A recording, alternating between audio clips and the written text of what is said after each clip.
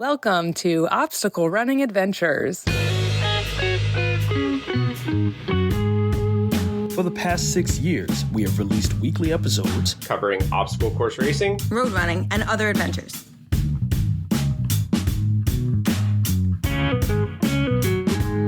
You'll hear interviews, event recaps, conversations about our sport, and quick news updates about the happenings in our community. standing on the corner, And now, here are your hosts. lost all my clothes. Michael Stefano and Caitlin Ritter. Hey guys, it's Michael Stefano. And Caitlin Ritter. And Michael, how was your weekend? Pretty good. Had a super productive day on Friday. Some would call it manic. But I had a meeting. I did come home and say that. Yes, I had a Zoom meeting that lasted like all day. So I'm like, let me do this, let me do that, let me do this. And kind of cleaned the whole damn house. Not the office, looking around, but I got a lot done. And then yesterday was good. We took you on a mystery ride. Then we went Christmas shopping. We Yeah. have done so much Christmas shopping this Yeah. weekend. We are almost done. Yeah, and I'm cooking dinner tonight. Yes. Yes, so I actually have to check on things after we finish recording now. When was the last time you cooked dinner? For you, it's been a while. Why? Do you cook dinner for other people? No, I cook dinner for myself. What do you cook? I'll heat for up like yourself? chicken and like very, very basic stuff, but it does involve cooking. Okay. Gonna count it where I can. I thought you were Got it. going to say pouring cereal into a bowl and Yeah. having some milk. I do that upon occasion too. Caitlin, give a shout out to our sponsors. Shout out Mudgear. Use code ADVENTURE for 15% off your next Mudgear purchase. And Caterpie, use code OCRReport20 for 20% off your next Caterpie purchase. You guys can't see it, but Caitlin made a face that I can only describe as sucking on a sour Skittle. What? I don't know. Is that you trying to not sneeze? I was trying to yawn quietly. Oh, okay. It is the first episode of the month, so we're going to shout out all of the $3+ Patreon supporters. Jason Dupree, Kim DeVos, Samantha Thompson, Matt Putton, Dave Claxton, Bradley Keel, Charlotte Engelman, Aaron Grindstaff, Laura and Stephen Ritter, Hank and Arlene Stefano, Sophia Harnedy, Kenny West, Ryan Mazzano, Cheryl Miller, Jessica Johnson, Scott the Faye Knowles, Anna Wesner, Nick Riker, Christopher Hoover, Kevin Gregory Jr., Evan Irick, Ashley Reese, Brent George, Justin Manning, Yep.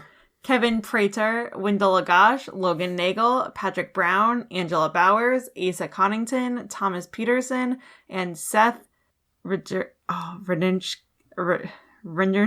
I think that's the worst you've done so far. Also, I pushed the wrong button, so that $2 Patreon supporters are in there too. But thank you for the support, guys. And shout out to the OCR Report for being a great home for us on the internet. And to Will Hicks. The Podfather. Check it out over the OCRReport.com. They've recently covered the DECA World Championships this weekend, so lots of content over there. And to our sponsored athletes, Javier Escobar, Kelly Sullivan, Ryan Brzezlara, and Joshua Reed. So we're going to head on over to quick news. We didn't do a poll this week because I wanted to give it some time before I came up with an idea for a poll. I had an idea. I'll do it this week. What was the idea? I have an idea. I have ideas. First news story. I guess this is where some of the bitterness is going to come out anyway. So you can vote for the OCR Buddy Community Choice Awards.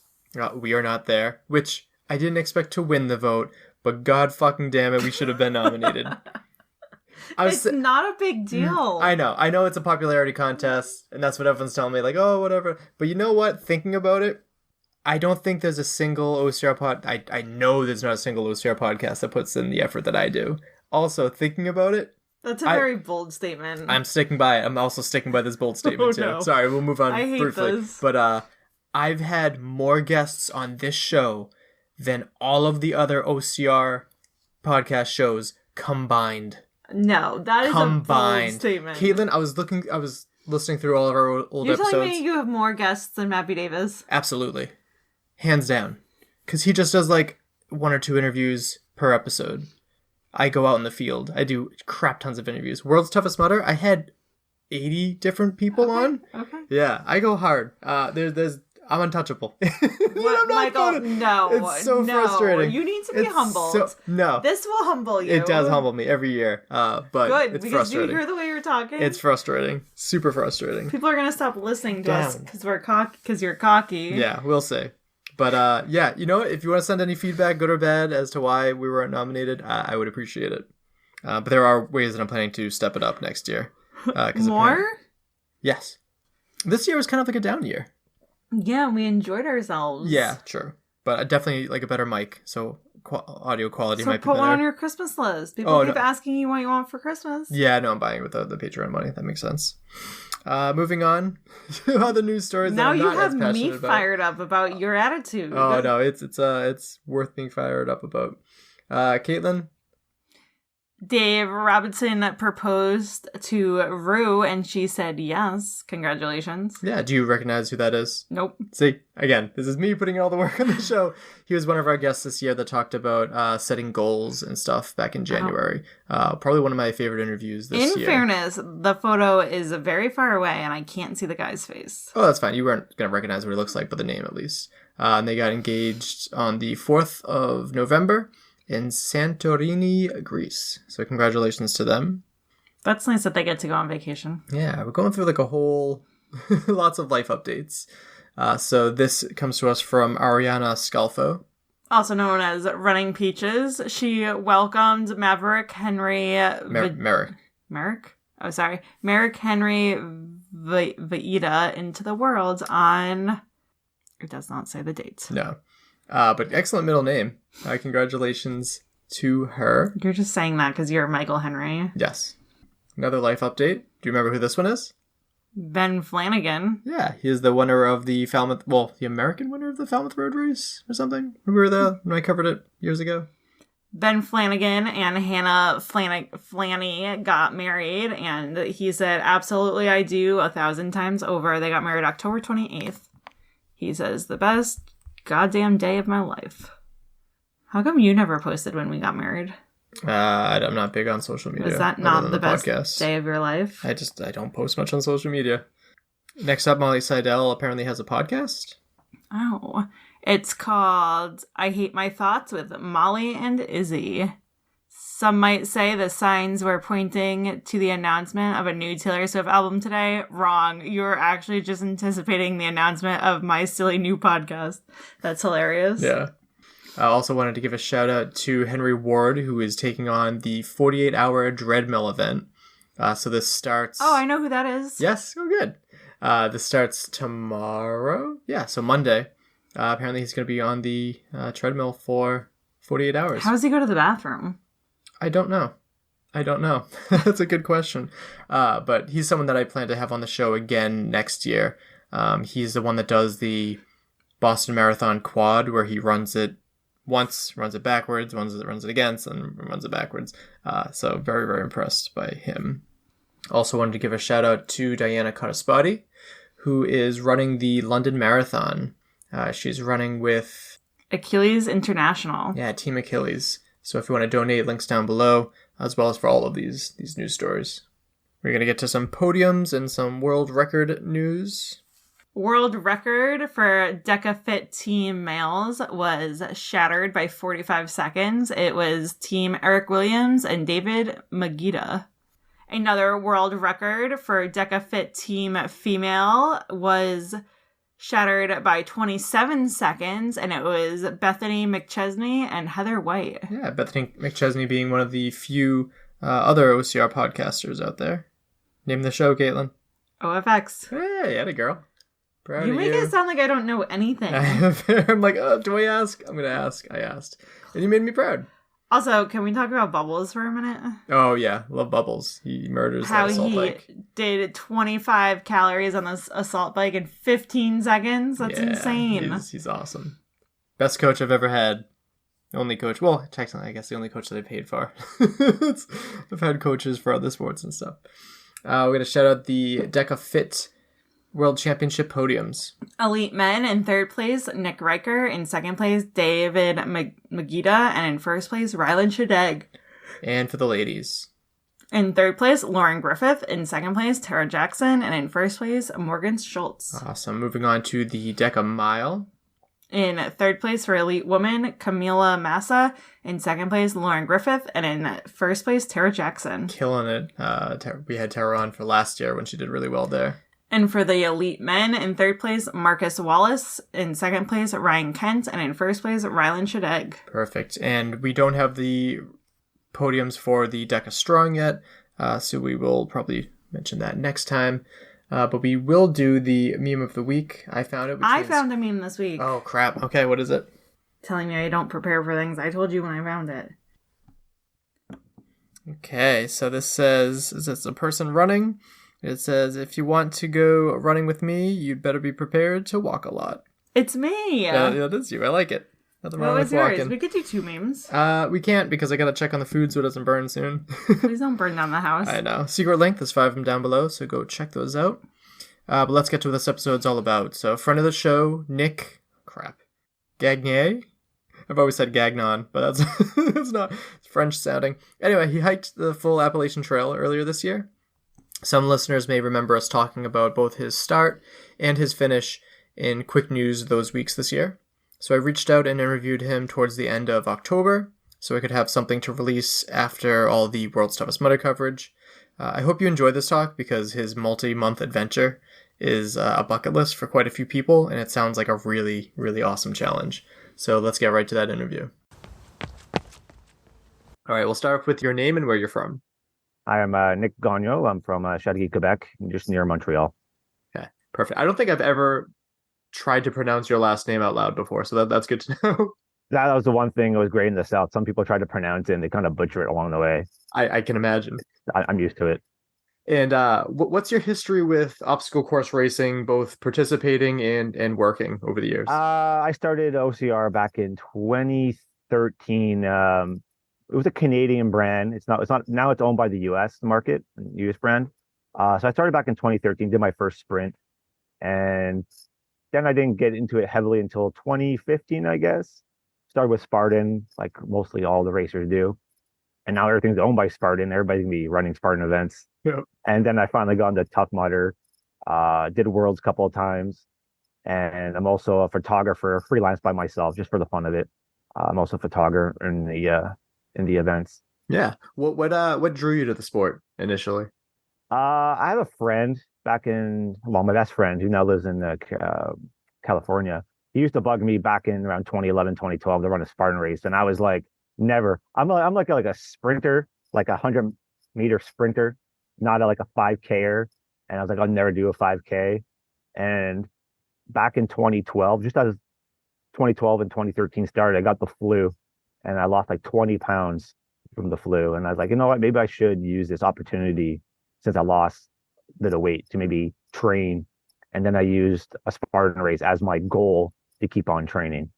Yeah. And then switching to like the photographer side, what have been some of your favorite events that you've covered? I know I've seen you at quite a few. I think the last event I loved was the last Tough Mudder last year in Toronto. Okay. At the same time, during 2020, just before COVID happened, I went back to school into commercial photography just to keep myself busy and to learn new techniques, and mostly in studio. And you have to build a portfolio on your last semester to graduate. So out of the blue, I contacted my friend who was actually, he owns the company that does all the photos, mostly in this area for OCR. And I asked if he was going, and he gave me a lift basically. And I went to the Tough Mudder event last year in Toronto, and half my portfolio was just made from that event alone. It's the water aspect. Tough Mudder, Spartan doesn't have any water, so it makes it's not as beautiful, let's say, when it comes to photos. Totally fair. And then, you've traveled a decent amount too. What have been some of your like favorite locations for racing or photography? I think for racing, 2 times at World's Toughest Mudder in Atlanta. That was a good year. Well, the first year kind of sucked. 2018 was cold. Right. Cold. It's cold when a Canadian says it's cold. I don't like the cold, man. A lot of people made fun of me this year because I'm a Canadian and I don't like the cold. We don't live in igloos up here. Well, not most of us. Maybe the Native Americans up farther up north, but not me. Awesome. So I had you on to talk about this adventure that I was following to the best of my abilities. It's been going on for a really long time. So I guess what made you want to take? How would you describe this challenge, and what made you want to take it on? My new challenge, I think I was because I got laid off back last February, and at the same time I was going to school, but I wanted to make sure I finished school because it was a night course.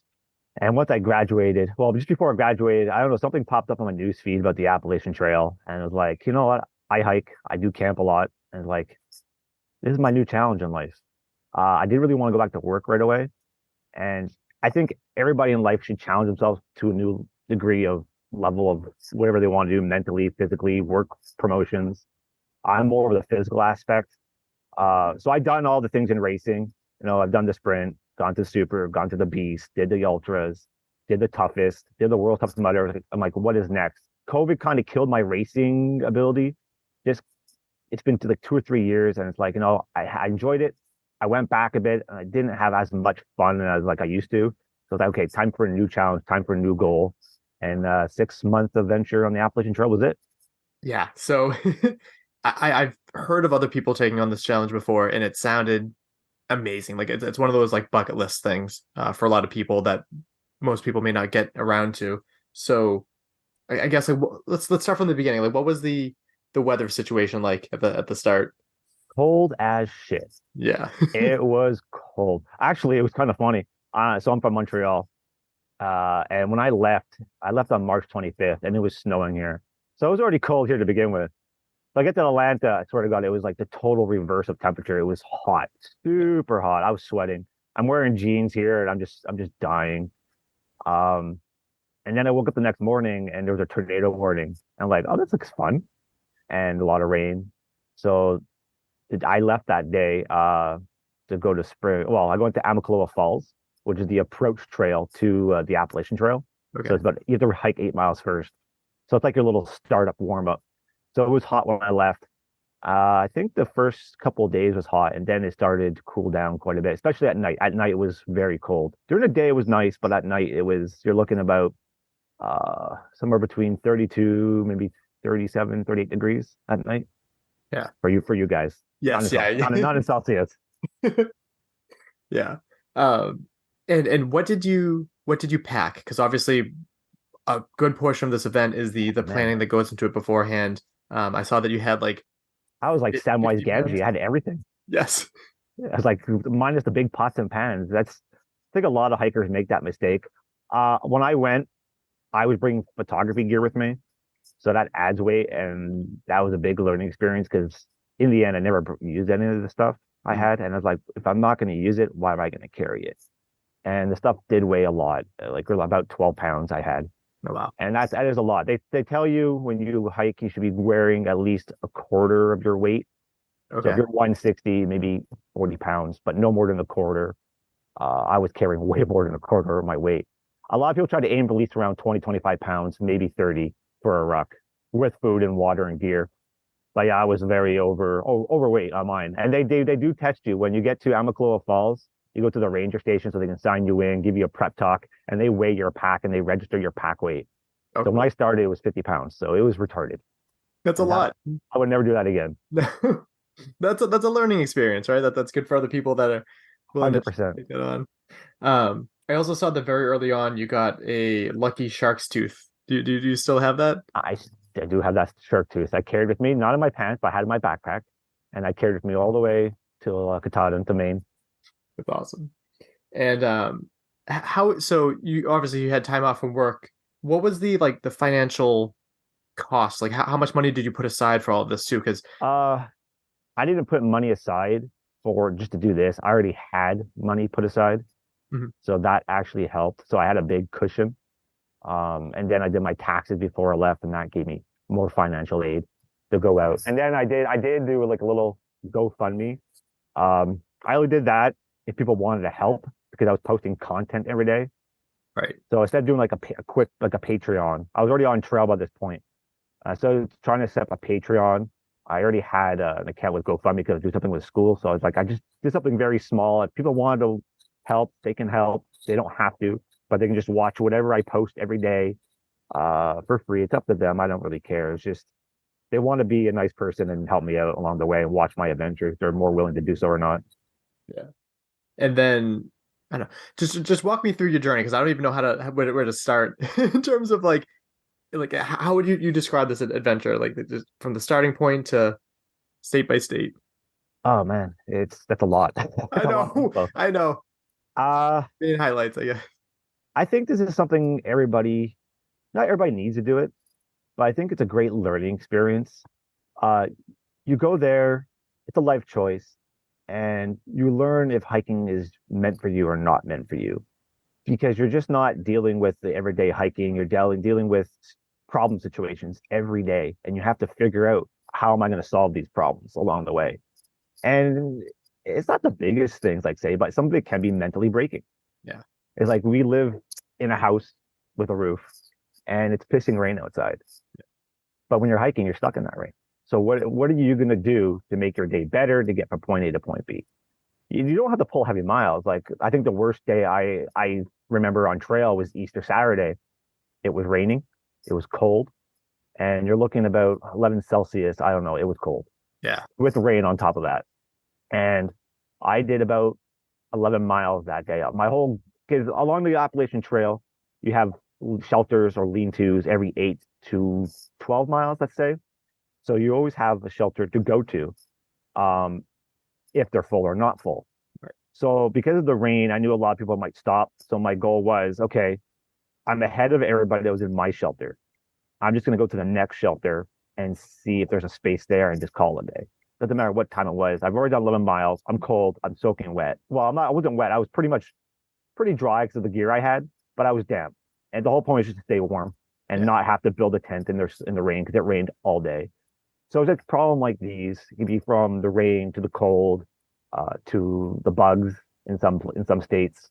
So every day is like a problem solving situation almost. Depends on what you're doing. But it was a good journey, and every state has their own thing too, right? So that was another thing.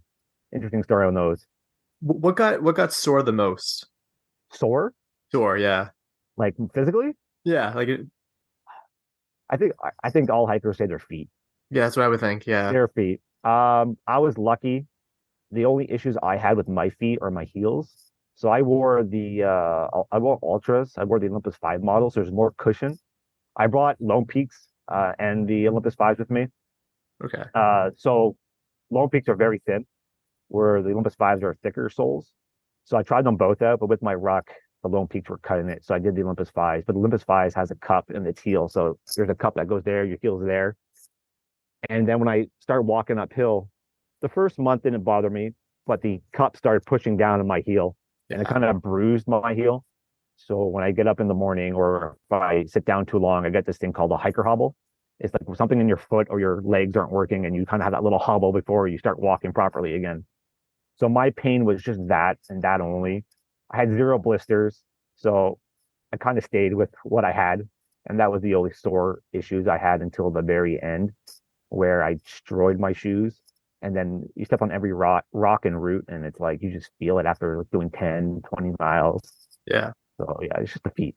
So instead of the unfair question of like, describe your months long adventure, how about like word association? So I'll say the state, and then you tell me like the first like word or something that comes to mind. So Georgia. Don't remember. South Carolina. Actually North Carolina. Oh, okay. The way okay. Yeah, because it goes to Georgia, North Carolina, and then Tennessee.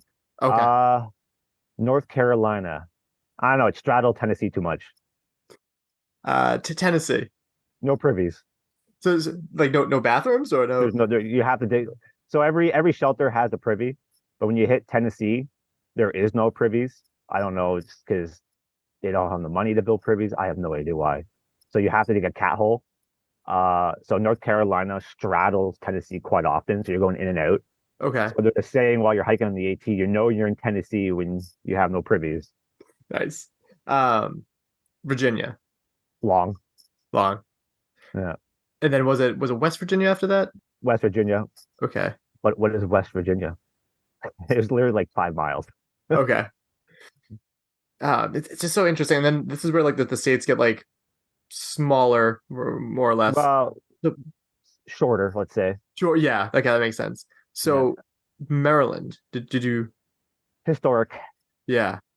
How about? I don't think you touched Delaware, right? No. No. And then you got to Pennsylvania's next. Pennsylvania before New Jersey, so that was Pennsylvania. Rocky as shit. Yeah. God, You want to do Pennsylvania? God, so much rocks. And then New Jersey. Good old New Jersey. I love New Jersey. Yeah, that's the love state for me, I guess. Yeah. But it's swampy. Okay. And then New York. Hated it. I also am not a fan of New York. Well, my hatred's more New York City, but fair. Yeah. Connecticut. I'll say homely, let's say, because I had a friend there and I stayed at his place. So it was nice. Connecticut was nice. Massachusetts. A lot of bugs, a lot of mosquitoes. You're not wrong. We're overrun with mosquitoes. Great Barrington, man. Oh, Quite the worst. I do have a video on that. You should see the video of Great Barrington. It was brutal, the mosquitoes. Okay, yeah, I didn't get to that point yet. What I watched, but then New Hampshire. That was Vermont after. Oh, okay. Muddy, but Yeah. beautiful. Then New Hampshire Slow death. and Maine. I'm almost done. How there were a few other things that I saw in your videos. What is trail magic? That's not like a term that I've. Trail magic. When you're hiking on these trails, you're between, I think, 2 to 4 days from a town, and they have these people who've been either hiking like years on end, or they love the hiking community. So they'll do this thing called trail magic, where they'll set up at a trailhead or a parking lot somewhere where it's close to a trail, and they'll give out either food, drinks, or have a giant barbecue display or a party going on. That's what's trail magic. It's people giving kindness to the hikers who are hiking the trail. It's very cool. And since it's not like, say, like an official event where like it starts on this day and ends on a certain, like, how do they're just there like all of the time? Like, how do they? Oh yeah, they. I think there's an app that you can follow that shows you where the bubble is, of like where all the main congestions of hikers are, and then they'll set up. Or usually they set up on weekends. That's usually when they set up. So mostly I think the summertime is the busiest aspect. Yeah. But they're constantly out there. I follow this one woman who does trail magic, and she's still doing it in some places. Usually the summertime is the busiest because you have a lot of, let's say, July and August, because you have a lot of the Nobos, which is the northbounders from Georgia to Maine, that are going through, and then you have some of the southbounders who are going from Maine down to Georgia, who are on the trail around that point. Yeah. Well, that actually brings up another question too, because most of the time when I think of that trail, it's most people going northbound. What went into that decision of you choosing that way rather than southbound? It's easier for me to get home. Oh yeah, so, I'm closer to home. But you're also working with the weather. When you start in Georgia, a lot of people start earlier. It all depends how fast you are, but they work their way with the weather. So it gets warmer as you progress north. So it means you have an earlier start. Right. If you go Sobo, you have to wait. It depends on how you want to do it. You have to wait because Mount Katahdin in Maine is only open, I think somewhere in July. I'm not 100% sure. It could be late June, early July. There's a deadline because of the conditions up there are pretty rough. And because Katahdin also closes mid-October because of the weather conditions get pretty rough up there. Okay. So that's the biggest decision. And a lot of people make these decisions to go north is because of the social aspect, because most hikers are going that way. So you're with a big community of people. Where you go south, you're more isolated and by yourself. Yeah, that makes sense. Go back to the trail magic. What were some of your favorite instances of trail magic along your journey? I think go back to Easter Saturday. That weekend was the best weekend for trail magic because you had this rain, brutally cold, you're wet, everybody's like huddled in the shelter. We were in a six man shelter, and we ended up squeezing in 7 people just to stay warm. And then the next day it was cold again, but it was a beautiful day out. And I was going down to a gap, and it was like a trailhead, and there was this church group there doing Easter Sunday breakfast, and they give this little menu, and you fill out the ingredients on the menu for your omelet, and they make you this omelet. And then they had a whole bunch of drinks, whole bunch of snacks, homemade banana pudding, and on the back end of the menu, you have like a takeout order for a turkey sandwich. You can fill all your ingredients to take out this turkey sandwich with you. So that was the best trail magic. You gone from a shitty day to the next day being wonderful. That's awesome. That's got to be a lot of fun for like the people putting that on too, and just constantly meeting people and just feeling just wicked helpful and just like being, one of the best parts of their day or maybe week. Oh, definitely. What is a pack shakedown? A pack shakedown is for people like me who carry too much weight. So a pack shakedown is that you ask an experienced hiker who's done through hikes before to go through your pack and just toss out the crap you don't need. That's just Okay. useless. I had a lot of useless things, like my camera gear is just useless, period. A For tripod. hiking. Yeah, like a tripod or a Yeah. camera. But then it's like doubles of things. Like I had a pump, like a flexi pump, so it's for my air mattress, Hmm. and it has a built-in little light to it, so it's like a little lantern. But I also had a pump sack for my mattress. So I got two things that did the same thing. Do I really need the pump? Right? So it's not heavy, doesn't take much space, but every piece of weight counts and every piece of space counts. So I got rid of that, got rid of extra tent pegs, carabiners I didn't need, just stuff, clothes, especially clothes. It's Yeah. like I have 3 shirts. Why do I need 3 shirts? I should be either using one or two in case. Yeah. So it's just things like that. It makes sense because it's death of a million cuts, I guess, with Oh weight. yeah. Yeah. I after the first 4 days, I went to a mountain crossing. It's basically an outfitter that's on the trail itself. Like the trail goes right through the outfitter, and they do pack shakedowns there. So I cut a lot of weight myself. Like I had 2 pairs of shoes. I knew I wasn't carry 2 pairs of shoes. I just want to see which one was going to work. Right. Sent the other one to my friend's place, and I cut a lot of the weight there.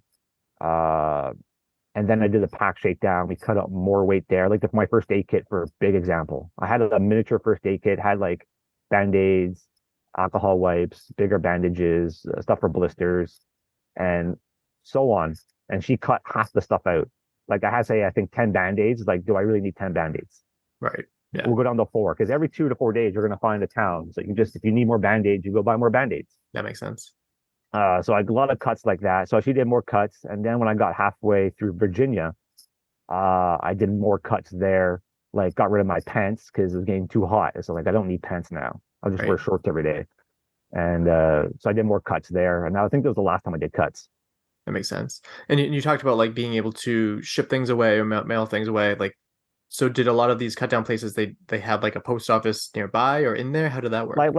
Like I mentioned, you're going through towns every 2 to 4 days, so every town's gonna have a post office. Okay. So I shipped a lot of things to my friend's place in Connecticut because sending stuff home, dealing with international fees is going to be retarded. Yeah. The other thing I sent home is my camera gear because I want to make sure it was home. Mm-hmm. So I sent home my camera stuff, but all my hiking related stuff I sent to my friend's place. And if I needed them, because I was going to his place anyways, it's along the trail. Right. Once I get to his place, if I need stuff, I'll just grab stuff. Yeah, no, that makes sense. And then what were some of the best views? I was very lucky. We had a lot of pea soup weather along the trail. So a lot of the balds I was at in, say, Tennessee were blocked.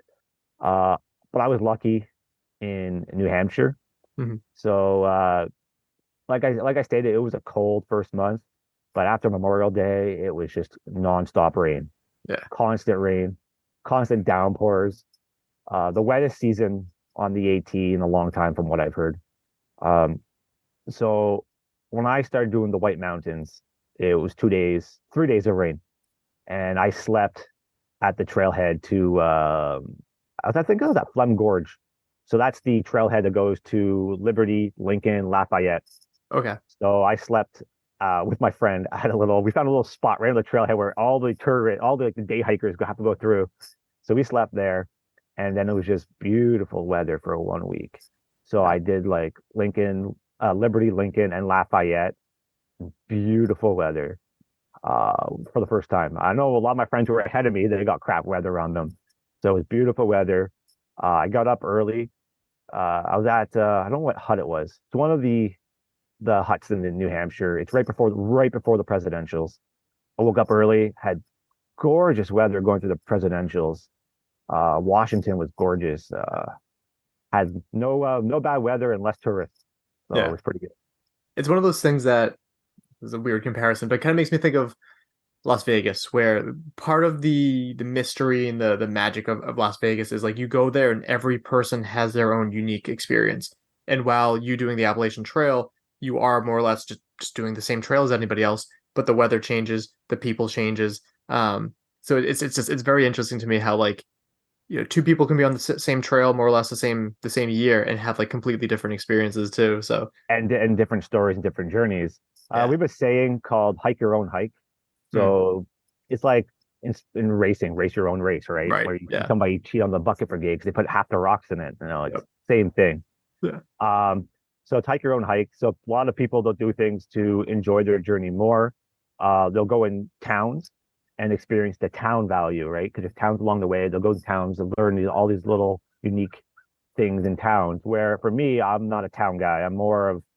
I like to have at least 6 days worth of food on me because I like to travel along the trail more, be out in nature more. That's just my experience. I prefer the nature and the aspect of being outdoors, where a lot of people like to hang out in town quite often and enjoy the town life and the experiences what those towns brings. Yeah. Obviously, it's not all sunshine and rainbows doing this No. insane adventure. A lot of people think of the danger, which is there. What about the danger of animals? Like, did you have any experience? I've had no experience with the danger of animals. Good. I've actually ran into bears on trails, like literally 10 feet in front of me. Yeah. And it's funny, in Virginia, they don't care about humans. They're very stubborn. I basically sat and waited for a bear to move for 10 minutes, and then we followed the bear down the trail because he wouldn't get off the trail. So he went up the trail finally. We threw rocks at him just to move him more, but he's like, I don't care. When you get to New Jersey, they see you, they're gone. So I really didn't have any bad experience. Then when I met the first bear on trail, I had the next day we were in Damascus. Friends who were just behind me, they had a bad experience with a mother and a cub. They were hiking on the trail. I think they were about 20 feet apart from each other, and they heard rustling. So my friend in front, no, the friend in the back, he clacked his sticks. Because he clacked his sticks, the mother bear and the cub ran away from him about to get onto the trail, but they didn't see that there was another hiker just standing there. So when he clacked his sticks, the bears diverted towards the other hiker, and my friend almost got trampled by two bears. Yeah, it's so that could be scary. Absolutely. And you talked about New Jersey. So I think every single one of my experiences with a bear happened in New Jersey. I'd say half of the amount of hikes and races that I've done in New Jersey, I've run into a bear. I haven't had any really bad issues, but the scariest one for me by far is when I only ran into bear cubs and I did not see mama bear. And we got the hell out of there because that is a nightmare for sure. Yeah. There's one video I posted. I don't know if you've seen it. I was in Virginia. I just left Fort Royal. I didn't go to Fort Royal, but I was just passing Fort Royal, and I ran into another bear on trail. And I used the song "Bare Necessities" from the Jungle Book, and I was like walking towards the bear, but really it was just me telling the bear to come back because I wanted cuddles. That was about it. But the bear had, he was like, nope. Yeah.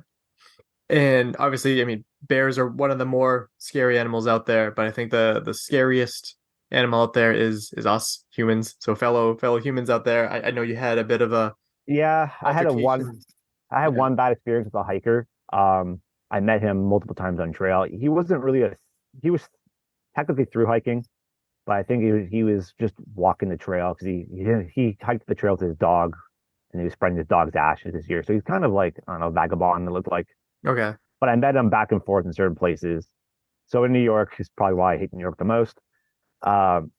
It was like 12 o'clock at night, and the shelter we were at, I was with two other section hikers who just started, and they were talking about some local who kind of disturbs the hikers staying in the area because the trail is close to the road. And apparently the police dealt with this guy once. So I woke up around 12:15 with some guy yelling, and I thought it was just this dude. But no, I figured it was a hiker. He talked about tenting sites, and he was just swearing constantly. And then I woke up and like, hey guys, and I have earplugs on, so he was pretty loud. Yeah. And I was like, hey guys, you don't need to yell. If you need tenting, there's some behind you. You need tenting there's more tenting on the right side. I was staying in the shelter because it's supposed to rain that morning. And then he just lost his shit. He lost his shit. He knew who I was, and I kind of saw who he was, but he had me blinded most of the time, so I couldn't really do anything. And I realized he was drunk because the stuff he was saying did not make sense. Yeah. And then he kind of hit me a couple of times. And like I said, this whole trail teaches you about situations of problems and how to solve the problems. And during that time, I didn't think fighting him back was the best option because I couldn't see anything. So even if I did hit him, it probably wouldn't be his back was turned, and that's another problem. And then if the two guys in the shelter got injured, that's another problem. And then if I did I fought him and I won, if he would have left, how would I know he would not come back? Right. So it's like, you know what, it's better off just to take myself out of the situation and just hike. It was a long day the next day because I didn't sleep much, but it was a long journey on that one. Yeah, I remember that was one of the Instagram stories that I caught as you were like uploading them too. And I'm like, oh man, that's such a bummer that like New York and New Jersey, like the stereotypical armpit of the United States, we'll say. I was sitting in a porta john when I did that post because I called the police. Police came. I had state troopers and Warwick police come up. And they couldn't do anything because apparently in New York, all they can do for an assault is give him like a citation and an appearance in court. That's about it. But they didn't want to go bother with the event because they couldn't give the manpower for it, especially with the rain that was coming, because that was during all the flooding in New York and Vermont, which I understood that part. But it was an easy trail, the 1.2 miles. I'm like, seriously, guys, you can't go up. There's 4 of you. Yeah. It's like, seriously, all you need is 2. That is pretty frustrating, especially since like you weren't the only one that had like a run-in with this guy. Like he's obviously a problem out there. Well, they could have just told me the truth. I think it's more of a jurisdiction issue because like one guy says, well, you're in the middle of the woods. You should like expect these things. And I looked at the cop. I'm like, dude, I'm not in Georgia. All right. I'm in the eastern states. Yeah. Closer to the roads more, closer to civilization more phone service. Because when you're in Georgia and North Carolina, there's hardly any phone service. So I think it's the fact it's more of a jurisdiction issue. Like to me, they should have just called the ATC, which is the Appalachian Trail Conservatory, and get the rangers involved. And then so I had to do that myself, which I did, and they got back to me like in 5 minutes. Okay. So they brought me to a school about a half mile down the road. They asked, like the police were weird. They're like, well, what are you gonna want to do? I'm like, I don't know, because I'm like in my own state of mind, right? Like I can't hike at the moment because it's 1 o'clock in the morning, and rivers are pretty much rushing at that point. And he's like, well, you can put your tent right here, like on the road. And I was like, you crazy? I'm gonna get hit by a vehicle. Yeah. So they brought me down to a school, which is like half mile down the road, and I couldn't sleep anyways, and the rain was happening. So there was a porta john there. So I just stayed in the porta john until the rain passed because it was a heavy storm. And I told this story to a few people, and they thought it was like, oh, that's kind of a bit gross. I'm like, it was a clean porta john. It was super clean. It smelled nice. The shelter where I was staying at, where I got attacked, the privy there was full to the rim. So it's like I had a clean bathroom to use. Yeah, that's an image there for sure. Was there any point during this where you felt like quitting, or was quitting like never an option? That was the only day I wanted to get off trail. Yeah, I didn't think about quitting. It's just the day I just want to get off trail mentally and just regroup myself. But sadly, at 2 o'clock in the morning, all your friends are not awake. Yeah, that's crazy. But then obviously, like people could also be the greatest part of it. So, what were there some times where like you got some support from fellow thru hikers that were really game changers? I think every day you meet new hikers, and they're all support systems. Yeah, like I never had any big issues mentally on trail. I hiked alone. I was more of a because there's like I said, it's hike your own hike. There's a couple things you can do. A lot of people they hike by themselves, or they form a bond with other hikers and create a thing called a tramily, where it's like a family of hikers and they move along like almost like a train, right, down the trail. I was more hike with people I know until I'm too slow or they're too slow and just split off and do their own thing. It's like racing almost, right? Yeah.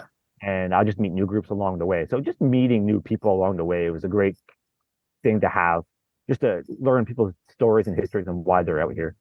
Yeah, I can only imagine like the number of people, and obviously that many stories from the people too. I can imagine like when you pair up with someone and you just talk back and forth, time goes by exponentially quicker than if you're by yourself, alone in the mountains. Yeah, time goes by pretty quick, and then you realize how much daylight you lost as well. I have my friend Josh. He's a great guy. He got off trail back in Damascus because he had a job opportunity. He loved his breakfasts, like in the morning, make breakfast, have coffee, talk a bit.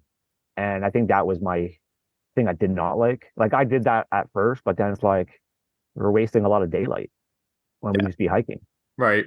So I end up during that, that's also a moment where I changed my food plans on top of that. I went from not cooking to just pack, eat, and go. What was obviously that's a long time of the year, but like what was primarily like what were you eating the most? Like what was your nutrition? It's funny. I ate the same thing almost every day. I enjoyed it. It didn't bother me. Breakfast, I started with a Quaker oatmeal, like hot Quaker oatmeal, and that's where I kind of changed. After with my friend, I changed it to eating Gatorade bars in the morning. Okay. I want to eat and go. And then some places didn't really have Gatorade bars. I really loved them. So I went back to oatmeal. So I started eating, I think around Pennsylvania, somebody told me about another brand. And so I went to the store and I found Kodiak oatmeal. Okay. I like the Kodiak oatmeals for the fact they're 12 grams of protein per pack. And that's the one thing I think hikers need a lot is protein because you're burning so much and you're not gaining much muscle. Right. And for men, they tend to lose more weight because of that. They lose all the muscle mass. So I went to that heavily is the Kodiak proteins. And then I started adding protein powder to my breakfasts to have more protein in there. So I went from hot and went to hot cooking. And then with the Kodiaks, I went to a thing what we call cold soaking. So instead of cooking your food, have hot meals, you'll leave them overnight in cold water to cold soak it. So what we'll do is we'll go and buy a Talenti jar or those dairy-free sherbets or gelatos. Yeah. You get them in the US. It's called Talenti. It's a plastic little jar. It's about I think less than a pint. And you buy that, you put your food in that with water and you just let it sit. And then you eat it later. Yeah. Cold cooking. It's like it's cold soaking. People do cold soaking to avoid bringing a stove, gas, pots. It's more about space and weight. So a lot of people cut that out to be lighter. The lighter option. For a while, and I think we got this idea from Corinna Coffin, but we were doing like overnight oats. So I guess somewhat similar to that too. Yeah. What do I do? I would put my oatmeal the night before with dried fruit, and then I'll let it sit overnight. And then once I pack up my tent, I'll eat that, and then I'll start hiking. And that usually packed around 600 calories and 50 grams of protein. So it was a good meal. And then for lunches, I had the same thing every day for 6 months, which was basically peanut butter and wraps. That's what I end up eating. Peanut butter and wrap. A lot of peanut butter. Peanut butter and what? Wraps. Wraps. Gotcha. Like burrito wraps or something like that. Yeah. And then I'll have like Oreos. It's like one of the favorite hiker cookies is Oreos. And then for dinner, that I change quite often. I went to like rice, like Ben's rice, because it's already cooked, so I don't have to cook anything. You got to put a couple tablespoons of water. And then I kind of stopped doing it because it was heavy. So the one thing I kind of fell in love with is instant mashed potatoes. Ooh, yeah. So I ate a lot of instant mashed potatoes. And the one thing I liked about the US compared to Canada is that you can buy your chicken or your tuna fish in packs. So in Canada, you can get them like in cans, so it's heavier and takes up more space. Right. In the US, you can buy them in packs. So that's a lot of hikers eat those because it's less space, not as heavy, and it's like instant protein right there. Yeah. So I'll make like instant mashed potatoes, add in like chicken or fish. I prefer the chicken over the fish. Then I'll do some freeze-dried meals. The freeze-dried meals are super expensive, so I'll buy those if I know it's going to be a cold stretch coming up. Yeah. And then I started changing things up, adding instant stuffing to my mashed potatoes just to add more calories because you burn so many calories on trail. Yeah. It's ridiculous. And then just a few odds and ends. I ate a lot of Gatorade bars, a lot of Cliff bars. Cliff bars, I went from different flavors to flavors, but white macadamia was the best flavor in my opinion. That sounds the one good. you couldn't get tired of. Yeah. So we talked about the weight of the pack, but what about like the weight of yourself? Like, did you weigh yourself at the start and at the finish? What was the difference there? I didn't weigh myself at the start, and I know about 160 winter weight, let's say. Okay. And I didn't weigh myself at the end because I don't have a scale, but I lost like 20 pounds. Like I took a before and after photo, and my after photo is just bones. Yeah. I was even starving myself. Because I felt it every day I was hungry. But the last couple of days, you're going through what's called the 100-mile wilderness in Maine, and they call it the 100-mile wilderness because there's nothing around for 100 miles at least. Well, it's a 100-mile stretch. You have 100 miles, but there's nothing around to go to. Right. You could call to get a lift because there are logging roads, but it's going to cost you a lot of money to get out. So when you enter the 100-mile wilderness, there's a sign before you get in there saying you need to carry at least 10 days worth of food Hmm. because you don't know what's going to happen. I had maybe 5. So, but I had to plan when I was going to eat. So it's like every 2 hours I would have a snack. And during that whole 100-mile wilderness, I was pulling about 20 to 27 miles per day. So it took me about 4.5 days to complete the 100-mile wilderness. But when I left, all I had was like, I think 1 mashed potato pack. No, I had 2 freeze-dried meals. That's all I had was 2 freeze-dried meals and I think a Cliff Bar. So I kind of like starved myself just a little bit too much on that one. That's some scary stuff too. But and you said reception was really bad in like Georgia and the southern states. It wasn't as bad in New Hampshire because I know I often have trouble with reception. So the one question I asked right away on the Facebook groups that we have is that what's the best cell provider? And the best provider was Verizon along the whole trail. I got pretty okay service in Georgia, but a lot of times on the trail itself you don't get service. Same with North Carolina, but I got like 1 bar in most places. Okay. New Hampshire, I got pretty good service, especially when you're on top of a mountain. Right. Yeah. You'll get good service. But I think the shady spots were like, those southern states until you hit, I think, Virginia, you start getting better cell service until you get to New Hampshire. Okay. New Hampshire kind of falls off a bit depending on where you are. That makes sense. And then I'm pretty sure I remember you saying that New Hampshire was one of the lesser enjoyed states. What was it that made it so difficult there? So the reason why a lot of people go Georgia to Maine is because they want to build up their legs. So we call them hiker legs. Okay. So you're trying to build up your legs for the whole journey. Because Georgia and North Carolina, you're doing about 4,000 footers, but it's easy trail. It's like walking on like not a paved path, but a regular path, but just gradually going up, gradually going down. It's not really as technical. So you're building up your legs. The whole point is you're building up your legs to get to the whites and to get to Maine. And by the time you're there, you have those legs. But as you're hiking along your journey, you're going from like 8 to 13 miles, and you're going from 16 to 24 miles, maybe hitting your 30s. So you're building up your distance on your legs as well. Mm-hmm. But when you hit the New Hampshire, it's like, yeah, that's 30 miles is not going to happen.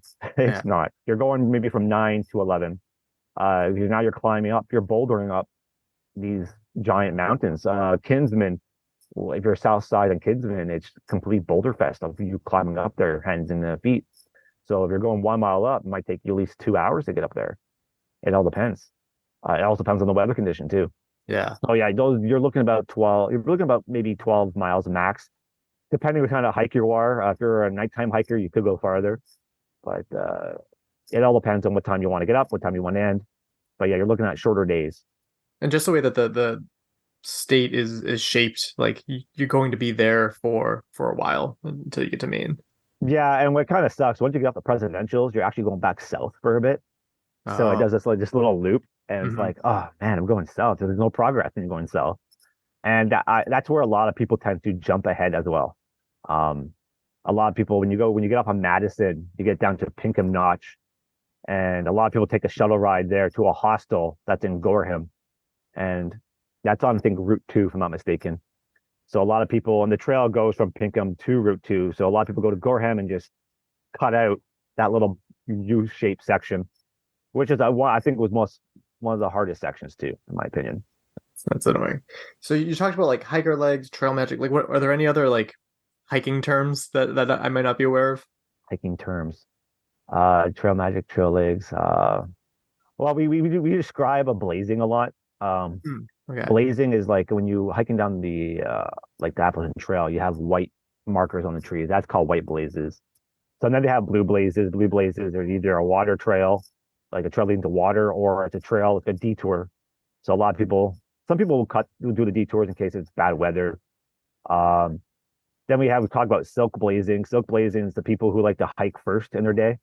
So when you're the first hiker on trail, what you hit is a lot of spider webs. Oh. It's the worst thing on trail. Okay. So we call that silk blazing.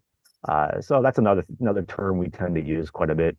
Yeah. I know there's other terms, I just can't think of them off the top of my head. That's fair. When it comes to the blazing and following the path, like obviously you're a more experienced hiker, but did you ever get lost or fear of getting lost? How well defined was the trail? The trail is really well defined. There's some instance where you miss the marking and the trail kind of splits off. It looks like a split off trail, but it's actually not. And then you can kind of find yourself following the white blazes. A lot of people carry the AWOLD book for the Appalachian Trail. It's a book you can buy. It has all the maps and information on the AT. So it's good information that you can get, but there's also an app called Far Out, which you can buy the maps for certain trails, and it gives you all the icons for like water sources, where the water sources are, where the shelters are, towns, the elevation of mountains and all that stuff. So a lot of people use the Far Out app because it's very useful, and you can leave comments on there. So if you get to a water source and the water source is dry, you can leave a comment, oh, water source is dry. So the people who are looking for water know that, okay, this source is no good. Either pack more water or we have to go, just keep carrying on. So those are useful tools on the trail to help. I think the one thing I freaked out on, I got the Fall Village. It's in Connecticut. Okay. My phone kind of crapped out on me and I lost everything. So I lost everything. I had to erase my phone, and when I tried to rebuild it, I got locked out of my Apple account. And to verify, you have to either verify with your text, not your number, or another device. Well, my Canadian number is in Canada, and the other devices are in Canada. So it's stuck with a US cell phone. So I couldn't fix the issue. And it took me 4 hours to figure out what to do next. I tried different things like call Apple, called my mother because she had my laptop, to the point where I just made another Apple account and went on from there and be able to get all the information I needed. I think we rely on technology too much, and this instance shows that technology screwed me over. That's crazy. And then also with the hiking, I know you said that you have the opportunity to go back to towns, but how did you charge your phone? I've seen situations where like you can use like solar panel phone chargers and stuff like that. I see all this cool technology. What did you... the solar panels is not for the Appalachian Trail. Okay. Because the Appalachian Trail is known as the Green Tunnel, because you're constantly underneath the foliage of the trees. Gotcha.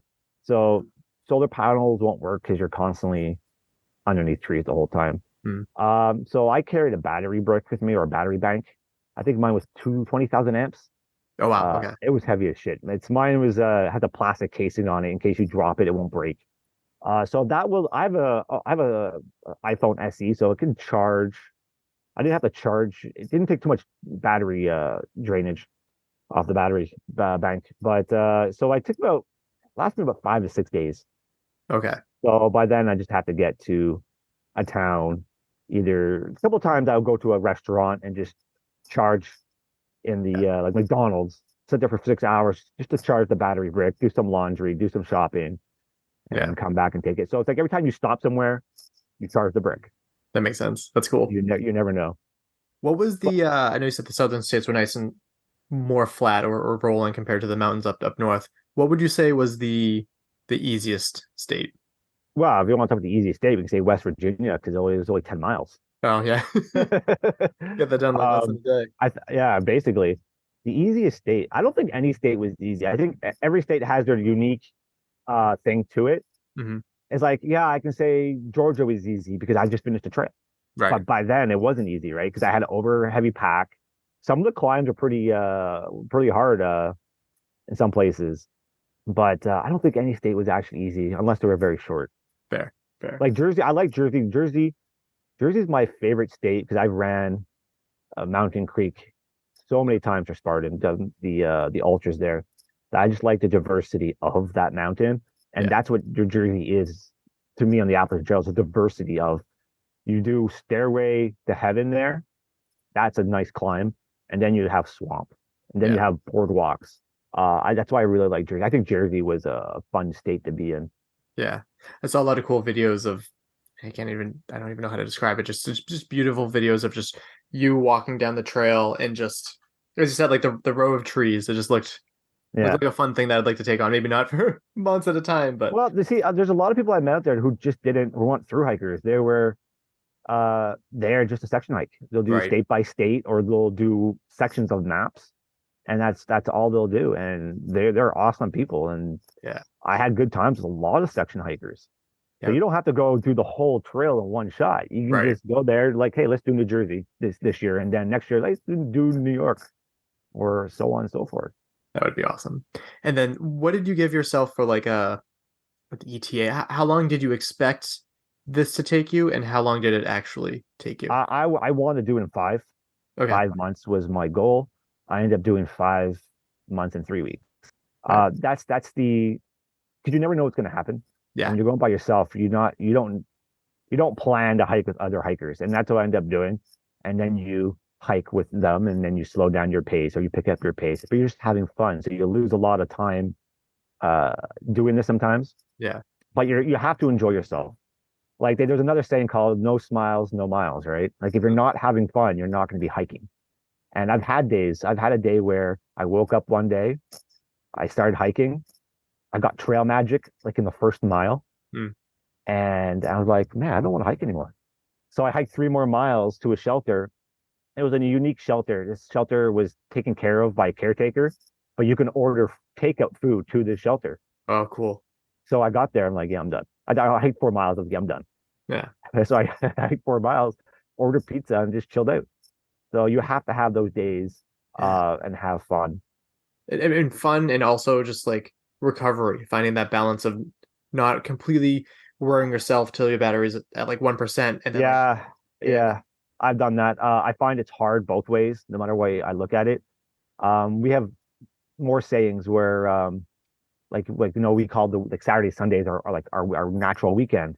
For hikers, we call it a 0. So if you do 0 miles, it means you took a day off. So I took a couple of 0s, but I found out if I take 2 0s, getting back on trail is a lot harder. Right. Not just the mental aspect, I have to get back on trail and hike. It's the fact that my feet, all the muscles have now locked up, or they have basically like got tight during those 2 days. And then pulling out heavy miles, I'm just in agony, and I have to that'd be like an Advil day for me. Yeah. Just to get rid of the pain, because after 10 miles, I'm brutally in pain with my heels. And then I've had points where the last time I took 2 days off, this is when before I hit the White Mountains, I took 2 days off, and that was the last 2 days off I ever had for a whole month until I finished. Yeah. So you get to that burnout point too, as well, where you've hiked for a whole month. Basically, you're going to work for a whole month and not taking a break. Yeah. And then you're getting boggled by weather, by issues, and it's like, man, I just want to go home. I just want to finish this. When you think of like exhaustion, did it ever get to the point of even just like minor hallucinations or anything out there too? I had one day where it just really sucked. My friend Josh got off trail. It was a combination of a couple bad things, some human error on top of that. So I was in Tennessee, and this is about May, I don't know, around between May 1st and May 13th. I don't know the exact date. My friend got off trail because of an injury. So okay, my friend's gone. So that's kind of a bummer. I'm tired. It's cold. It was really cold. And then I just shotgunned a can of beer on top of that. Because my friend, before he got off trail, gave me a can of beer. He's like, here, because we're celebrating something. So I drank that because I didn't want to carry the weight. And then I just didn't feel great hiking. And so my mental aspect was gone. I was exhausted. And I get to a shelter just to chill out for a minute, to have lunch, and then it snows. I was like, oh my God, can this day get any worse? So I've had those kind of mental exhaustion farts sometimes. Yeah, that makes sense. Yeah. I think it was a good call to document everything that you were going through via stories, and then saving those into highlights to make them more accessible. That was the main way I was able to watch as much as I did. Yeah, that's the reason why I did it. And I did, and when you post things on Instagram, it goes to Facebook. So I when I make certain posts, like I make my goals, like not every couple 100 miles, but every, I don't know, let's say 500 miles, I'll do a post on Facebook and on a city page for where I live. And then I'll put my Instagram Instagram name there in case people want to join Instagram, because everything is saved. Yes, the stories will go to Facebook and people can watch on Facebook, but they can only watch for 24 hours. Yeah. Where with Instagram, everything's saved.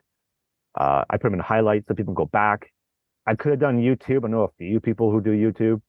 Well, the problem is it's time, too much time, and it's just, you're tired. It's just draining. So it's like, you know what?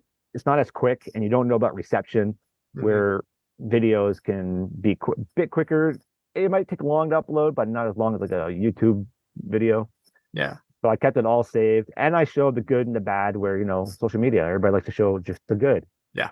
Life is not about good. It's Nope. about everything that happened, and people should know that the AT is not all butterflies and rainbows. Shit can happen. Yeah. And to talk about how miserable I am some days, that's the point. Yeah. It's a contrast between good and bad that makes life interesting for sure. Yeah. But when you did post those too, because it's interesting. Like when I do Instagram stories on my podcast account, like I do it because like I want other people to see that. When I do Instagram stories on my personal account, I kind of just do it so I can like save it later instead of just taking a whole bunch of individual videos on my phone. So like, where was that balance of like, what percentage did you do it for yourself for like memories so you can look back and see those, and like what percentage for like other people to want to watch? I think it's more for the other people to watch. I still have all the videos anyways, because every time I got to town, I would upload by days Right. onto Google Drive in case I wanted to one to save space on my phone, and then if I can pull it off later, because I might just collage it all into one YouTube video in the end. Yeah. But that's what I ended up doing. So everything's already saved. I can go back if I want to go back, but sometimes I do go back just to look at a little story. And because with Instagram, you can add music, and Instagram takes care of the copyright. So if I want to go back, I put music on that story and go back to it and look at it. Because I watched part 1 and I think the majority of part 2. And it was man, like there's 16 parts, dude. Yeah, I know. A lot of videos. And it took 40. I know I was also like writing some interview questions like while I was watching it too, but it took like close to an hour just for like part 1.5, I think too. So, well, a lot of them is pictures too, so you can just go. Yeah, you that's skip true. right to the pictures. But some of the videos I thought they were funny. Like my friend, he wrote me a story. He comment. It's a friend that got off trail. He finally laughed at one of my videos because I was in. Where was I? It was before Maryland. So I was in West Virginia. Yeah, because before the border, there's this park. I forgot the name of the park, and they have this zip line that goes right across, like in the park. So I put my tripod up, my phone, and just me going down the zip line. And I thought it was funny, but I used that as like an ending for all my posts because I realized if there's like a 5-day stretch of me not posting because of whatever reason, internet or loss of data, I'm not going to jam 5 days worth of content on Instagram because not everybody will watch 5 days worth. And I noticed that I'll check the views and I'll see it go down. So I'll put maybe max 2 days. So I use that zip line as like an ending to all my posts for that day, saying, hey, I'll be back. And my friend laughed at me because he thought it was funny, just me. All he sees me going by, zip lining down. So I'll do like few little things like that. Yeah. When I see it, I'll do something like that. But when looking at the views of the people that watch the story, like sometimes I get a little too wrapped up in say looking at my downloads for episodes. Yeah. But it doesn't like take away from like the experience itself. So finding that balance. Did you like how often do you check the numbers? I don't really check the numbers. I check who watches it. Okay. That's about it. I don't go through the whole list of like, all these people watch it. I know all of them. No, it's just a few people who I have personal interest in. I just see if they saw it or not. That's about it. But I didn't really care about how many people saw it. But I only cared healthy when I know if I post too much. If I know like 100 plus people watched like the first 3 videos, but then the last videos are like 50 people, then I know, okay, I gotta cut the posts and make it a bit shorter so at least more people can see everything more. Gotcha. I want people to experience the journey and not miss it because it's too many posts. Like my friend I stayed with in Connecticut, he told me he'll just keep skipping through like some of the stuff because it was just too much. So at least I knew about it. But it's hard sometimes, especially when you're going through the White Mountains. You got a shit ton of videos or shots, and it's like, okay, what am I going to post and what am I not going to post? So I've had a few stuff I have not posted that I just kept for myself. I'm like, yeah, I'm not done. Yeah, it's not worth it. That makes sense. And of course, I'm gonna like link your Instagram down below too. But I highly recommend people watch those memories that were saved because I plan to go back to them. I've just been so busy. I know. I picked a shit time to end, and because everything for OCR is picked up. You got all like you have Killington that finished, you have Worlds that finished, then you have Worlds of Mother that's coming up. So it's just a nonstop of October, November is the busiest years for OCR. And then going back to the time that you expected to give yourself, and I think you said 5 months, 3 weeks. Was it how does the visa work? You have like 6 months? So for Canada and the US, there's I guess an agreement. So Okay. we don't need to fill out any visa forms. We just automatically, Canadians and US citizens, have a cross-border 6-month visitor visa no matter what. Okay. It's just you have to come back. My biggest worry, because I'm unemployed and I was flying, the biggest red flag to get into any country is what do you do for work? So unemployment. There's a red flag. Oh. And then having a one-way ticket. That's another Oh man. massive red flag. Yeah. So you can see the predicament there. So I got to the airport here. I got after the morning rush hour. So I was literally by myself in the airport. Went through the counter, no problem. Got to customs. There was no one there. I'm like, oh my God, here we go. I could be here for a long time. Guy asked me 3 questions, like, where are you going? What are you doing? And how much money you have? That's about it. And Good. I told him, like, going to Atlanta, hiking the Appalachian Trail. I have $200. Like, oh, you're going hiking. All right. Have a good time. Where I know another friend from Vancouver, same situation. I asked her what she did for work. She told her she was unemployed. I'm like, okay, come to the next room, please. That's crazy. Yeah. I was very lucky. Well, in the end, I was going to go anyways. They're going to let me go through, but I didn't get stopped because I was unemployed. Yeah. I didn't even think of that. Obviously, that there are some barriers with any, crossing into another country, but I didn't really think about like unemployment being one of those. Yeah. Yeah. It was kind of funny because they'll tell you like she got told that you have to be back by a certain date. So I knew what date I had to be back because my travel visa, not travel visa, my travel insurance, what time it expires, can only get 6 months at a time. So, what is travel insurance like? Well, it's in case I get injured.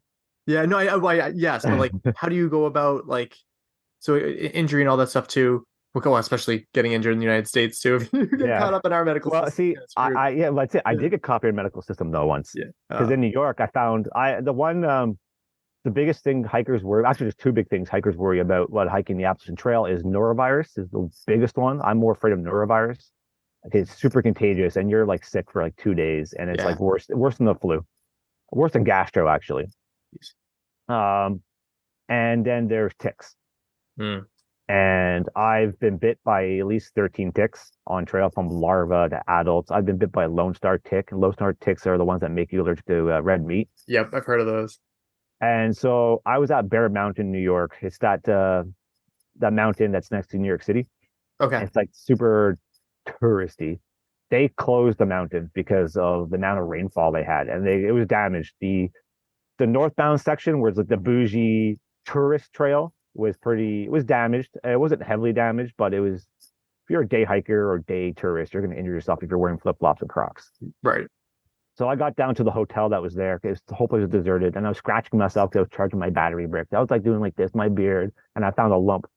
I'm like, oh no. So I got a mirror. I tried looking. I see something sticking out. I'm like, oh no. So I took my tick tweezers.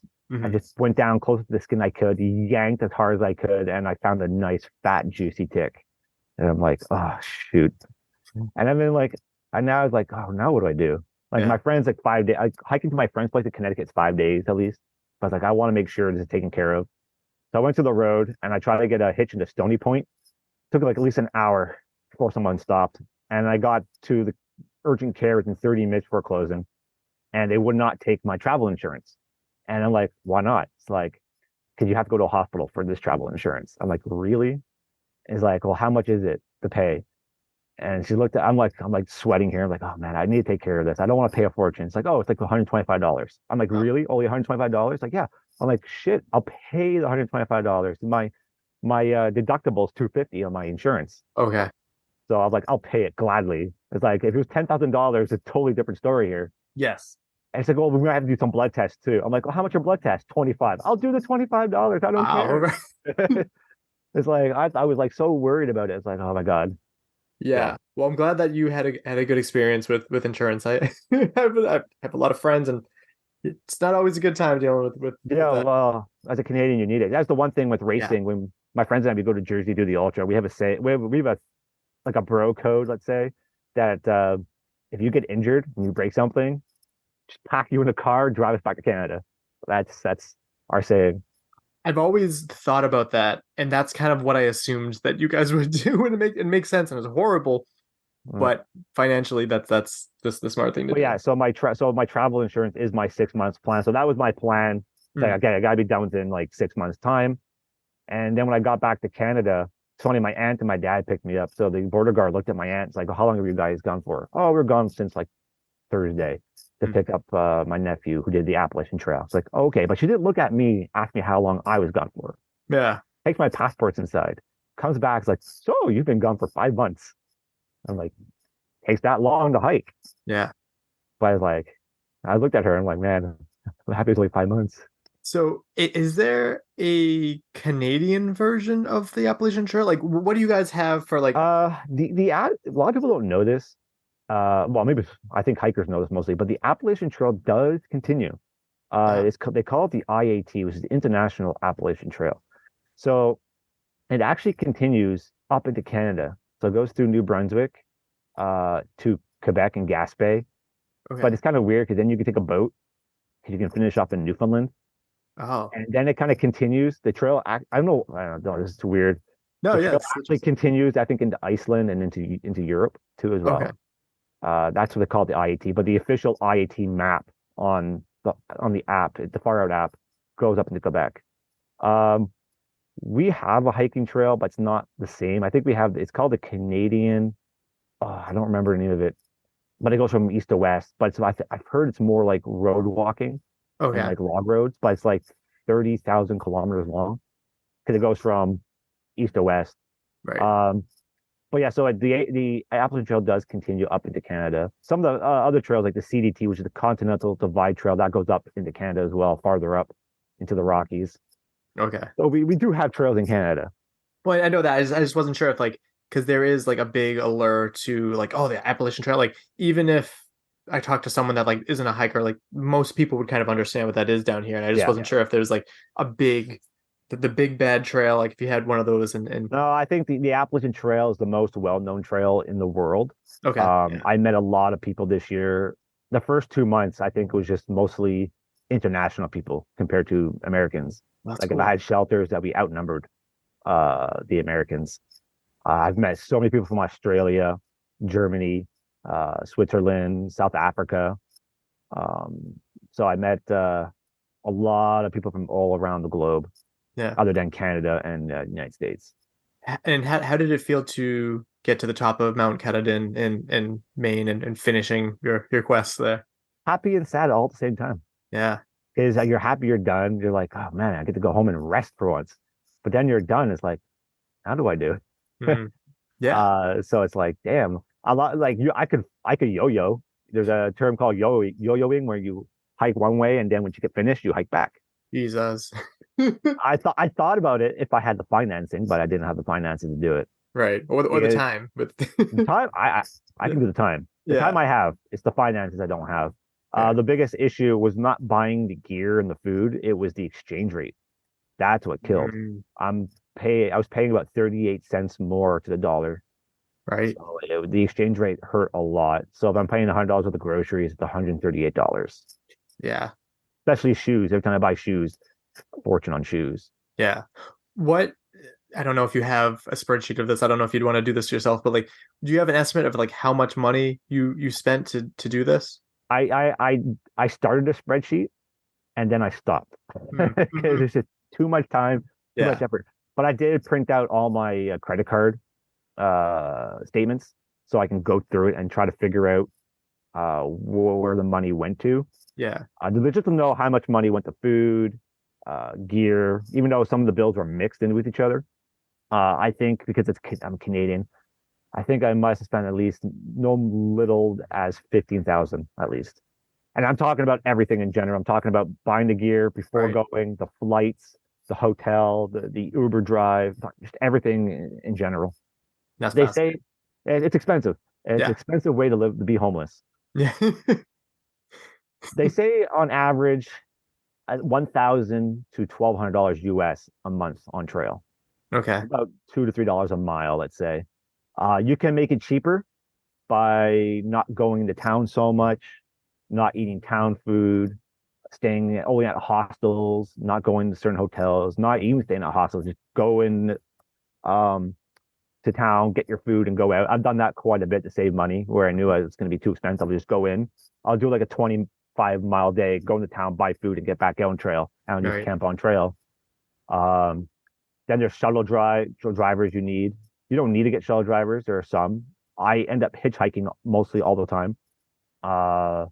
Then you have to take out cash sometimes. Like New Hampshire, you need cash, especially if you want to stay in the White Mountains. The camp, you need cash to pay all the caretakers there. That makes sense. When you did finish, where did you? How did you get to an airport? Like, did you? Okay, for me it was easy. I was gonna get a lift from a friend of mine who's from Quebec City and get a lift back there, but he ended up staying. He fell off by a day. Okay. Something happened to him.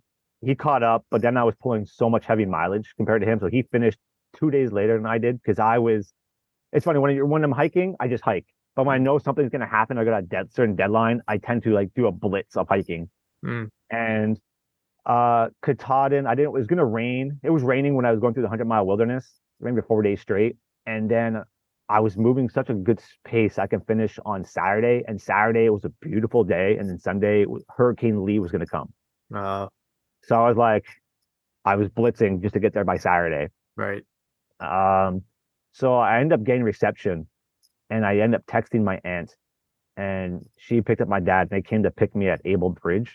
So Able Bridge is about 10 miles. It's like your last place to buy any food before summiting. And so you're about 10 miles from the campground before Katahdin. And then up to Katahdin is about 5.5 miles. So I end up hiking 10 miles. I did 20 something miles that day to the campground, dried out all my gear at Able Bridge first because everything was wet. Like my tent leaked, everything was just drenched. So it was nice that Friday, finally. Yeah. Put all my stuff up to dry, dried it out, so I didn't have to carry 5 pounds of water. Hiked the 10 miles, camped there. Next day, hiked the Katahdin. Then I hiked the 14 miles back to Able Bridge because I had a campsite there waiting for me. And then my aunt and my dad picked me up. What other hikers can do is there's a shuttle that goes to that campsite before Katahdin that brings them into, I forgot the name of the town. I don't have the town on top. It's not Monson, but there's a town just southeast from Katahdin. And then people will take a bus from there to Bangor. Okay. And then fly to Bangor. That makes sense. Yeah, because it's one of those things like, oh, you made it, but like you still have to like travel to get the hell out of there too. The town is Millinocket, so people will go to Millinocket and then to Bangor. And how's it been transitioning back to regular life? Oh man, it sucked. Yeah, it still sucks. Just society is like retarded, I guess. I almost got ran over by a car trying to cross a crosswalk once. So when I was hiking the last 2 weeks, I just want to be done. I want to be done. 5.5 months is too much for me. Well, not too much. It was just mentally, physically, everything was finished. I just wanted to go home. You start thinking about all the things that you miss. Like, oh, I miss playing video games. Even though I get home, I could only play 20 minutes to an hour and I'm like, okay, I'm bored. I miss watching TV, even though I watched a lot of TV on my phone. I just, miss talking to this person, or I miss food. I miss food, like real food. Yeah. Like, I think for 1,500 miles, I miss steamed hot dogs. Because in Quebec, we have steamed hot dogs instead of just like frying them on the, or cooking them on the grill. You steam them. So I miss steamed hot dogs. I miss like Lebanese food, Indian food, real food, vegetables. Yeah. So that's another reason why I was hustling fast. I want to get done. And then when I got home, and after a week of being home, I was like, okay, I missed the trail. I want to be back out. I want to be back out in nature. I want to enjoy the emptiness, the beautiful scenery, the quietness, and the awesome people that are out there. But the problem is my feet are still screwed up. After doing no more hiking, everything goes back to normal. Your muscles contract. Yeah. So my feet were still swollen. And then the bottom of my heels are super painful. They're better now, but at least for a month, the ball of my feet were painful, and I couldn't walk barefoot on anything. I had to wear running shoes or Crocs in the house because it was too painful to walk on the hardwood floor. It was very painful to go downstairs. Now my muscles are getting a bit better, So the first month kind of sucked, and because of that, I've gotten fatter. I've been shoving every type of junk food I can into my system, so I need to lose weight again. The whole point of this trail, actually, I made a joke to myself. The whole point of this trail was to lose weight, and now it's like I just gained it all back. I just can't do anything. I tried going a couple of walks when I got back, and I did one walk. It was 20 kilometers, and I was in so much agony in my feet. It was brutal. No, we had our Easter 2 weeks ago. I went for a hike that day as well. That was hard on the feet too, but I just need to get back out into trees and scenery and nature again. But it's been tough. Because that's one of the things I think about, like, obviously getting used to society again, which is a headache in itself, but also like, is it? I couldn't imagine how difficult it would be to, like, if you were trying to keep the weight off, but also like gain a healthy amount of weight back, and then also like, do you feel like the need to, like, your legs are also like, you get super super strong too? Like, did you feel like a desire to try to like keep that leg muscle too? Like, what was that kind of like thought? Coming back, I'm always going to have that leg muscle, I believe, because I've been hiking and running for years. I'll always probably have that. I know I always had a stomach weight issue because I love my peanut M&Ms. That's like my crack right there. Yeah. I ate that through the whole trail because when you're on the trail hiking for that many days, you need something to make yourself happy. It's like running World's Toughest Mudder. You need that junk food, or some people eat Pop-Tarts all the time. You need something to make yourself happy on trail. So M&Ms, I ate peanut M&Ms for dessert. My little enjoyment for the night before I go to bed. But when you're hiking like that, you ration your food. So in the United States, what I like with the US, you can buy little boxes of M&Ms. Mm-hmm. So for $1.25, there are 400 calories. So you're always counting your calories as well. So right there's a little box, 400 calories. And so I'll buy like 8 of those, and that's 8 days worth of M&Ms. So I put them in Ziploc bags, and that's my 8 days. But if I buy like a giant bag, I did it once. I bought a giant bag. I was stuck buying only a 2-pound bag, and I tried to proportion it as much as I could for like 10 to 12 days. Well, that's 10 to 12 days.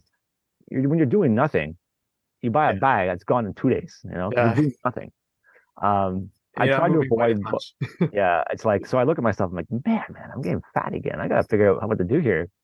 And it's hard to be active. Like, I just went to Blue Mountain for the last Spartan race here to take photos. And sometimes I'll jump on, but it's like, I'm just so sore. I don't want to jump on. And it was muddy. It was really muddy here last week. It was a lot of mud. I heard, yeah. I was actually, I went to the new Spartan obstacle. It wasn't an obstacle. Basically, all the hikers going down made a huge mudslide. So I sat at the bottom and took photos. That's awesome. So, yeah. So that was a long weekend, just me walking around my feet. I tried putting on rain boots because of the mud, but the rain boots are one size too small, and my feet are now one size too big. Oh man! So and there's no insulation inside of rain boots, so I had to put wool socks on. So I'm really squeezed in there, but then they're so thin I can feel every single rock. So I went back to so I brought my hiking shoes from my last pair from the AT to wear those. I knew they weren't going to be great, but it's better than nothing. Yeah. But I had to wear those. It's like my feet were cold, but I kind of managed by moving around quite a bit. But my feet were pretty sore by the end of the day. There's definitely some comparisons to be drawn with World's Toughest Mudder, albeit that's only 25 and a half hours at max. Did you deal with any of the like thermoregulation issues that typically come from that too, from like sleeping outside and all that? Like, did that, like, being cold?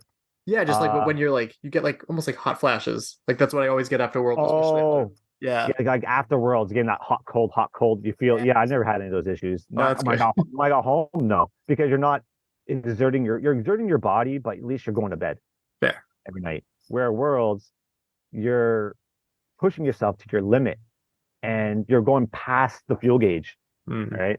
Yeah, and then you're jumping in and out of cold water, so your body is trying to get hot, and then you jump yourself in cold water, and then you're frozen again, and you got to try to. Your body has to reheat itself.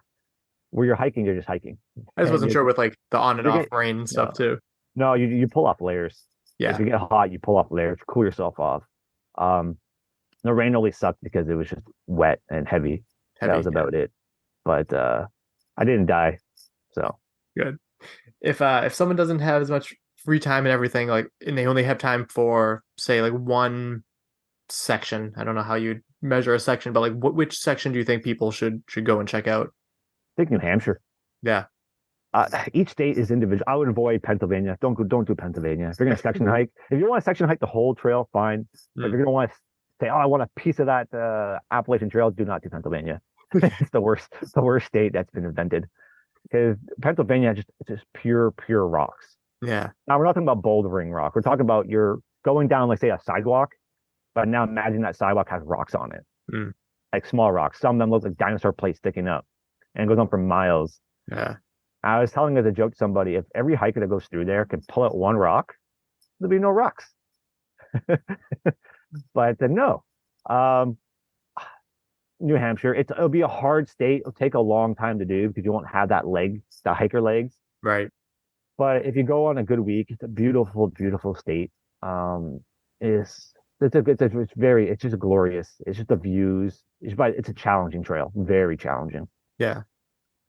Maine is also good too, because Maine, you have Mahoosic Notch, which is it's a 1.5 miles, but all you're doing is you're in a little crevasse, and it's just giant rocks. So you're bouldering, going through caves. It takes about 2.5-3 hours to get past 1.5 miles of this stuff.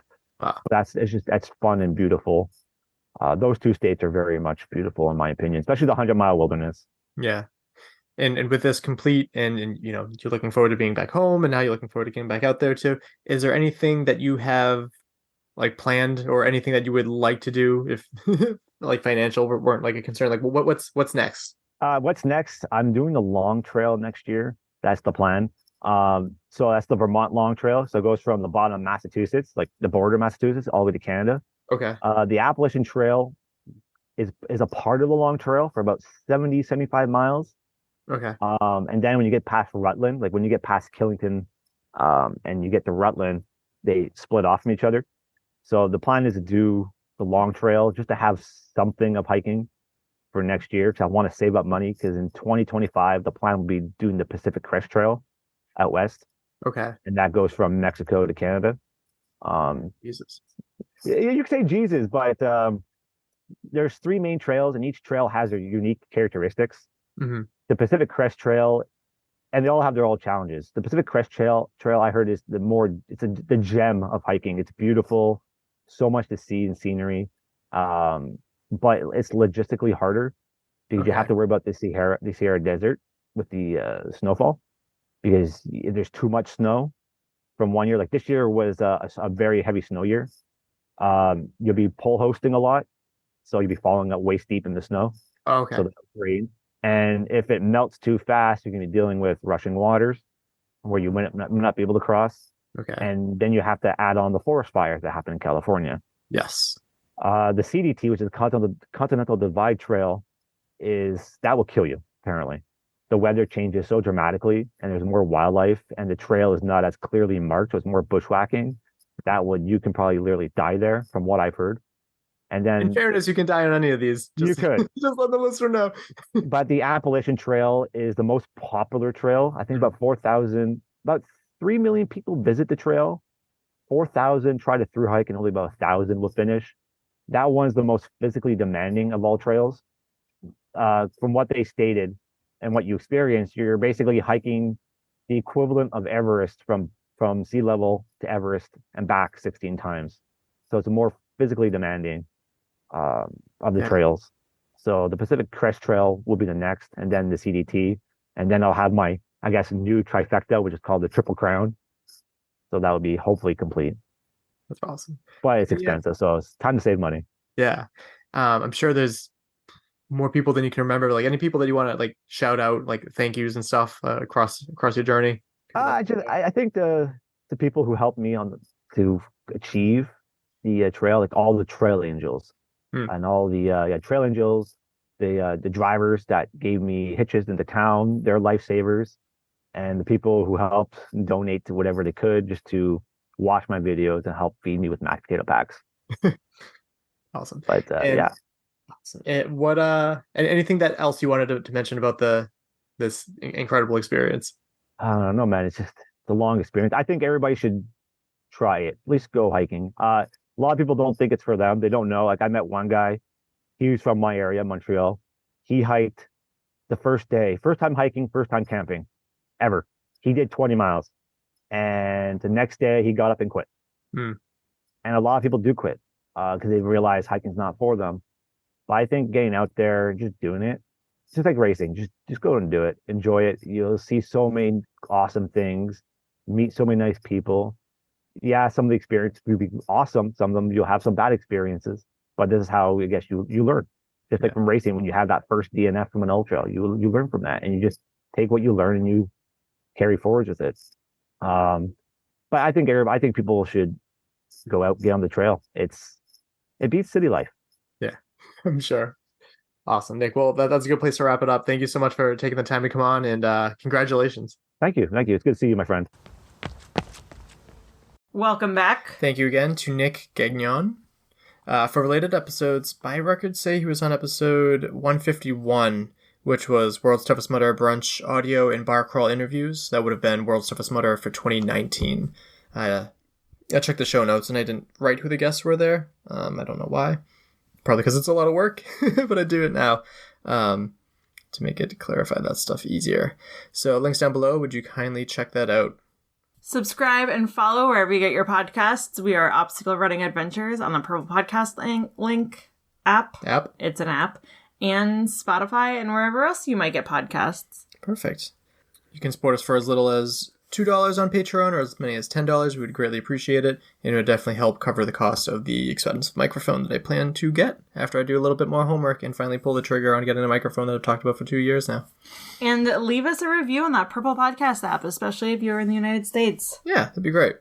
Coming up next, I either plan for it to be a DECA World Championships interview or a Spartan World Championship interview. So I gotta figure out things with that. There's obviously going to be a massive time zone with the Spartan World Championship, so it'd be nice if I can kick that can down a little bit more. But we only have 2 regular episodes left of the year, which is crazy. And then the recap episodes, which I'm furiously trying to catch up on. Caitlin, do you have a joke? Because I have a quote. I do. What happened to the man who stole the advent calendar? What? He got 25 days. Nice. So my quote is, adulthood is saying, but after this week, things will slow down a bit. Over and over until you die. I feel like I say that all the time. I'm like, too. 1 more week and then it will be smooth sailing. I feel seen. But I think that, represents this episode because if you want to do something crazy, do something crazy. Go and do it. But that just about wraps it up. My name is Michael Stefano. And my name is the humble Caitlin Ritter. I'll talk to you next week. Bye. Bye. Thank you for listening. If you've enjoyed this episode, please leave a review. Or reach out to us on social media at Obstacle Running Adventures. Don't forget to subscribe so you can stay up to date with our latest episodes. Please be sure to share our show with a friend so we can reach more ears and more effectively continue to shine a light on the people in our sport, as well as the events we are so passionate about.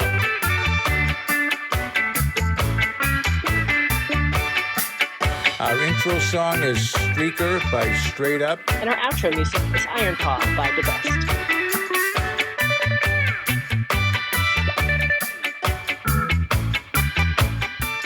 So I don't know why it's not. I don't do Zoom anymore, so I don't know what's going on. Not a problem. Not a problem. Oh, maybe. Oh, I know. I think 'cause I can hear you through my headphones. I think it's maybe. I don't know. I'm not going to fool around with it anymore. No, don't break it. How's it going, man?